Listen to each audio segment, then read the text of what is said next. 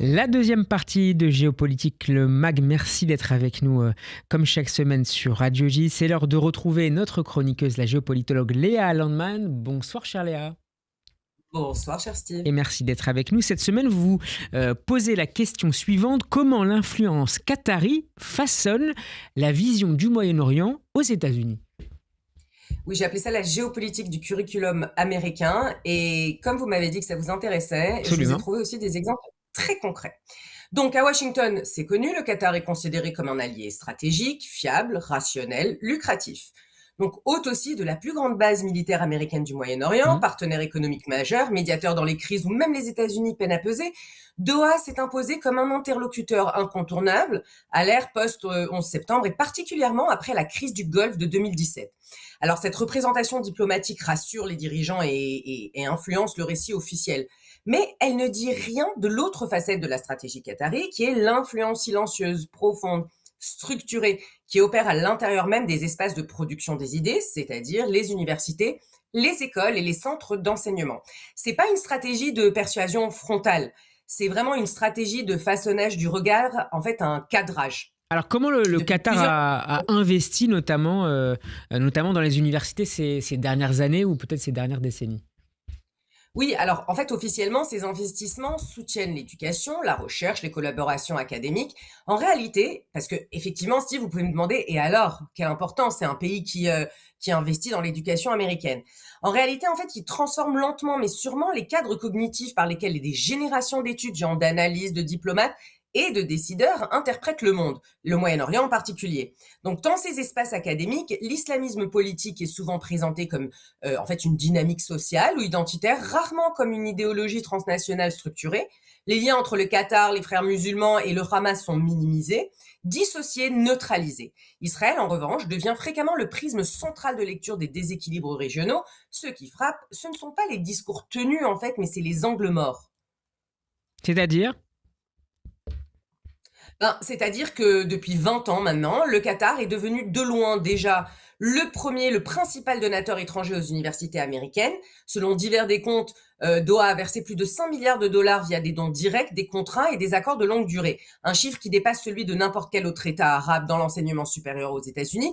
Et probablement, les chiffres sont encore supérieurs parce qu'il y a un problème, en fait, dans la manière dont on compte, en fait, ces dons. D'accord. Donc, voilà. Donc, les implantations sont emblématiques. Cornell, Georgetown, Carnegie Mellon, Texas A&M, Northwestern, autant de campus qataris intégrés à des universités américaines prestigieuses via le Qatar Foundation. Via la Qatar Foundation. Alors en fait, il faut savoir aussi que le Qatar ouvre en fait des sortes de succursales universitaires au Qatar. Officiellement, ces fonds alimentent l'éducation au Qatar, mais la réalité est plus subtile. Ces investissements créent des dépendances institutionnelles, des réseaux de professeurs, des axes de recherche et des influences de long terme sur les contenus enseigner. En fait, il y avait une sorte d'idée dans les universités américaines, et pas seulement, que grâce à ces universités américaines au Qatar, le Qatar deviendrait plus libéral, plus démocrate, etc. Et vous nous dites que c'est un peu l'inverse qui s'est passé aux États-Unis. Alors, c'est pas tellement l'inverse, mais c'était certainement pas ce qui s'est passé. C'est-à-dire, le Qatar n'est pas devenu plus libéral parce qu'il y a une université américaine là-bas.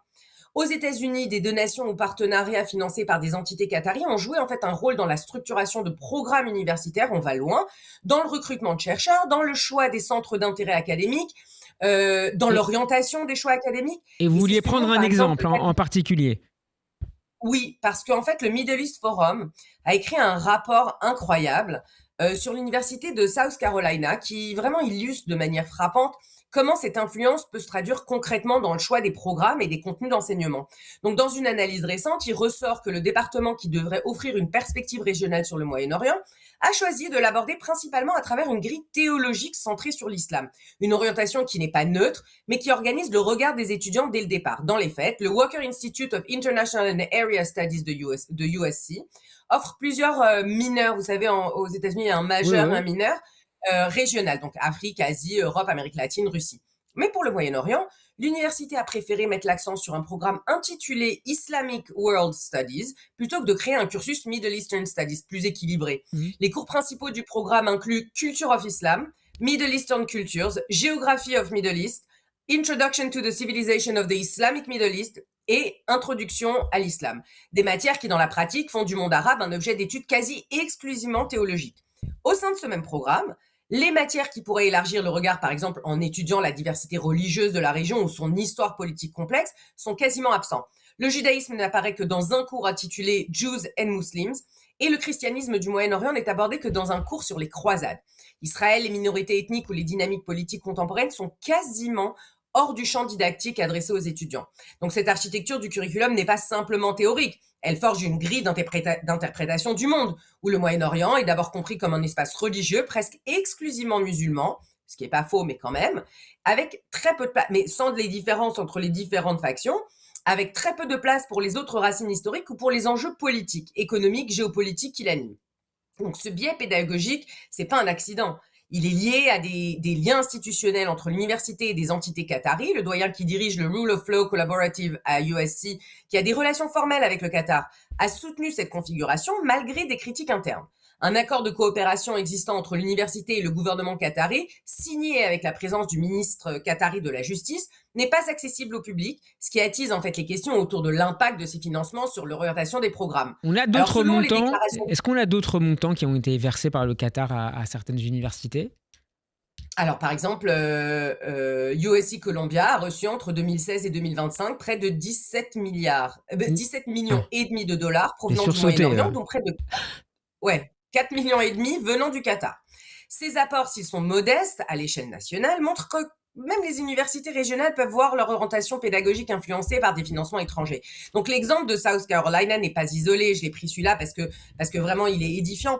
Il s'inscrit dans une dynamique plus large où les donateurs qataris prennent part en fait au choix des programmes ou appuient des structures académiques qui favorisent certains axes de recherche plutôt que d'autres. Alors ces choix, ils se limitent pas aux universités ou à un campus spécifique, mais touche vraiment l'ensemble du système universitaire américain via ses dons, des chaires financées, des collaborations de recherche ou des bourses. Est-ce que c'est le cas un peu plus tôt dans le cursus des jeunes Américains ? Alors ça, en fait, c'est la grande question qui tracasse, parce que si ça restait à l'université, on peut estimer qu'un étudiant ou une étudiante de 18 ans peut avoir un peu de réflexion, ce qui n'est pas sûr, mais en tout cas, la stratégie qatari ne s'arrête effectivement pas au port des grandes institutions académiques. Grâce à la Qatar Foundation International, Doha a également investi dans des programmes éducatifs pour les écoles primaires et secondaires aux États-Unis. Alors l'un des exemples les plus documentés est celui du programme Choices, développé par l'université Brown et utilisé dans des milliers d'écoles américaines. Alors la fondation, la Qatar Foundation International, y joue un rôle de financement et de soutien pédagogique, notamment pour la formation des enseignants et la production de contenu sur le Moyen-Orient. Ce programme ne contient pas de propagande explicite, mais il propose des narratifs fortement centrés sur certaines versions du conflit israélo-palestinien, renforçant des grilles de lecture qui, sans être dogmatiques, exercent quand même une influence sur la façon dont les élèves abordent les grandes questions géopolitiques bien avant de rentrer en fait à l'université. Et l'objectif, à terme, pour le Qatar ? L'objectif, c'est de former les cadres de pensée. C'est pas seulement de financer les diplômes. Alors, ce qui distingue l'influence qatari d'un simple mécénat institutionnel, c'est l'échelle et la cohérence de l'approche. Le Qatar n'achète pas des décisions politiques, en tout cas pas dans ce cadre-là. Il investit dans des écosystèmes cognitifs, les curriculums, les programmes d'études, les centres de recherche et les formations qui produisent les idées et les experts de demain. Cette stratégie, elle a des implications qui dépassent les bibliothèques et les amphithéâtres. Les diplômés de ces programmes formés selon des grilles de lecture spécifiques, intègrent ensuite des think tanks, des rédactions spécialisées, le département d'État. Ils ne constituent pas un lobby homogène, ils représentent plutôt une culture intellectuelle, façonnée par des influences variées, mais dans laquelle certains récits, certaines priorités et certaines omissions deviennent des cadres cognitifs partagés. Ce n'est pas seulement une question d'argent, c'est une question de savoir qui façonne le savoir. Et je vais juste rajouter une chose, c'est que là, on s'est concentré sur les universités, mais des personnages clés de l'administration de Trump, entre autres le directeur du FBI, était un lobbyiste enregistré du Qatar. Et c'est pas le seul. D'accord. Donc en fait, ces mecs-là étaient lobbyistes pour le Qatar officiel et se retrouvent dans des positions clés dans l'administration de Trump. Très favorable au Qatar, par ailleurs. Évidemment. Conclusion, donc, en fait, Léa ?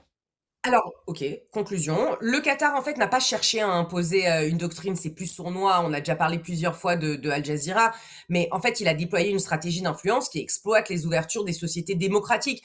Je sais que le mot influence, il y a une surenchère autour de ce mot, mais c'est vraiment la manière de gérer l'influence. Donc liberté académique, philanthropie, collaboration internationale et en finançant des programmes, en soutenant, ces programmes, en structurant des réseaux de recherche et en investissant dans l'éducation avant même l'université, Doha a contribué à orienter la manière dont des générations d'Américains appréhendent le Moyen-Orient quand même. C'est une influence qui ne se voit pas toujours d'un premier abord.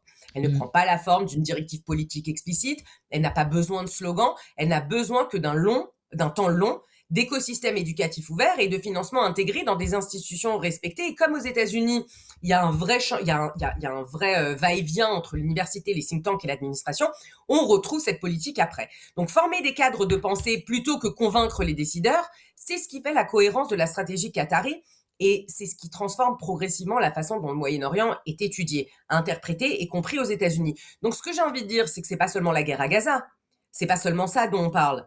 C'est vraiment sur le long terme la manière d'appréhender le Moyen-Orient, de regarder les différentes structures, d'appréhender les minorités par exemple, ou d'appréhender les vrais sujets politiques qui sont dans le Moyen-Orient. Vraiment, l'exemple de South California, il est incroyable parce que, en fait, on transforme complètement le narratif de la région. Sans parler, ce que j'ai pas rajouté, c'est une floraison d'études Palestinian Studies, etc. Ouais. Donc là, on va voir quand même à travers les universités un grand changement stratégique, ce qui est vraiment, j'ai envie de dire dommage, mais c'est même pas le mot. Mais en fait, le Moyen-Orient, il est plus là-bas. Le Moyen-Orient, il a une obsession pour la stabilité, pour l'innovation, pour l'éducation, pour le développement. Et ça peut pas venir en compte quand on a un curriculum qui représente en fait que la mouvance islamique de ce qui se passe au Moyen-Orient. Merci beaucoup, Shirley Landman, d'avoir été avec nous pour cette chronique absolument passionnante à retrouver sur notre chaîne YouTube, mais aussi sur les réseaux sociaux. Merci Au prochain Steve. numéro. Au prochain Merci à numéro. vous.